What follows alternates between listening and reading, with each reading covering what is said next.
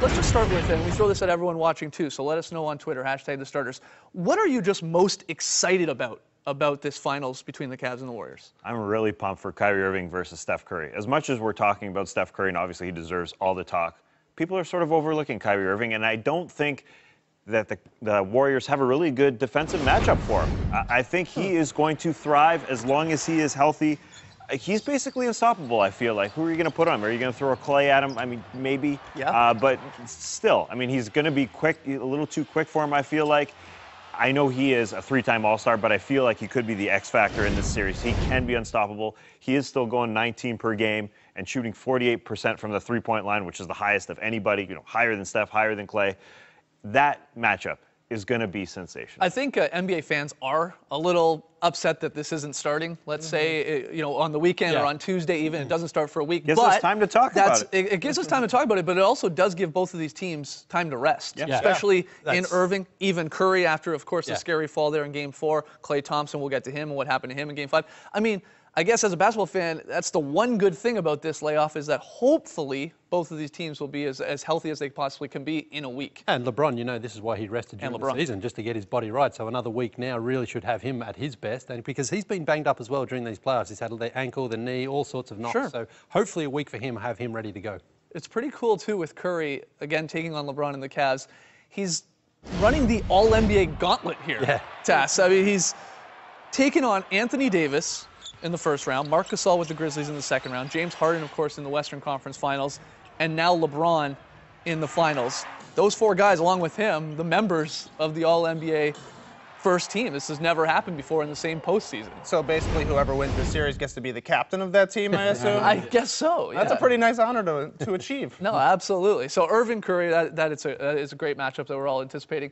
What about, who do we want to go with now? Let's go with you, Lee. Yeah. What are you most excited about in this series? We know Steph and LeBron are going to be the two most important players for their team, but I'm actually looking for the battle of the Thompsons. Not that they're going to face up against each other, Tristan and Clay, but the impact that they're going to have on their respective teams, because they're both very, very skilled at one particular aspect of their game.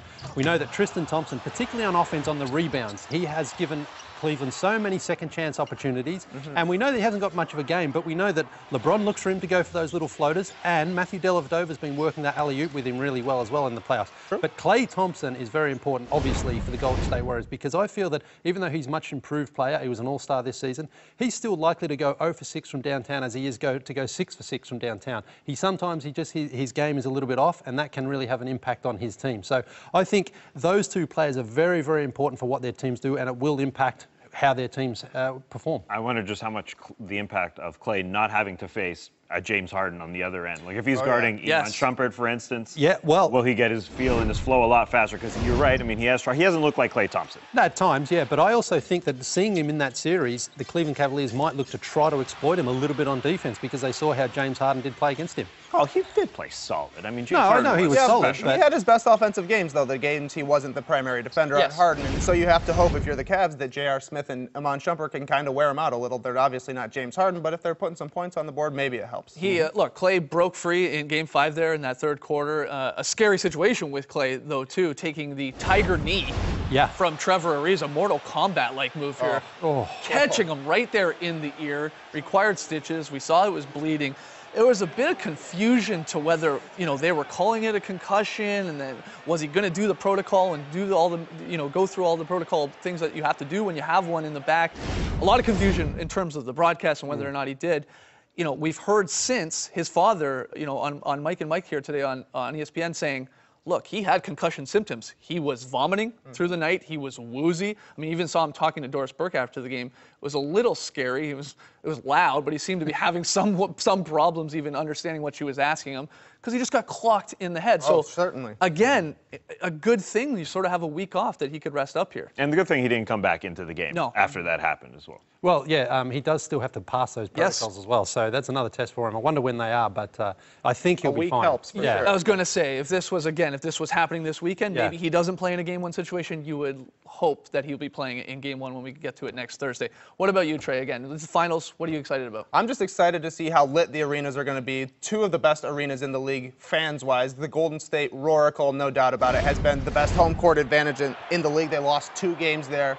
the entire season, won in the playoffs, and they are just super excited. Their first finals, like we said, since 1975. And on the other side, the Cleveland fans are pretty loud too. You remember at opening night, they were going crazy with LeBron coming back. Cleveland hasn't won a sports title ever. I don't know. Definitely not in my lifetime. Maybe they'll get one now. It's just going to be fun to watch how loud those teams are and to see how all the new guys that are getting their first finals experience are kind of having to deal with playing in such a hostile arena. It's going to be awesome to watch. Both of these teams, again, they're hot. 24-5 combined in the postseason, so they're both playing great basketball, which is fun.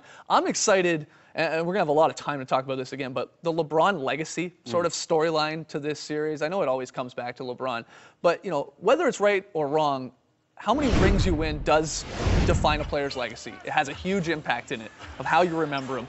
So this final is pretty critical to LeBron because it gives him a chance to get back to 500 in finals. You know, if they do win, it would be his third chip in 6 tries.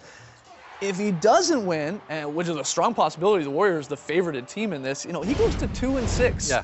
You know, and when we get into it, you start comparing LeBron to your Jordans and your Kobes. Those guys a much better success rate. Even Magic Johnson in the end, 5 for 9, I think it was. Yeah, that's right. He lost 4, but he won 5. Exactly.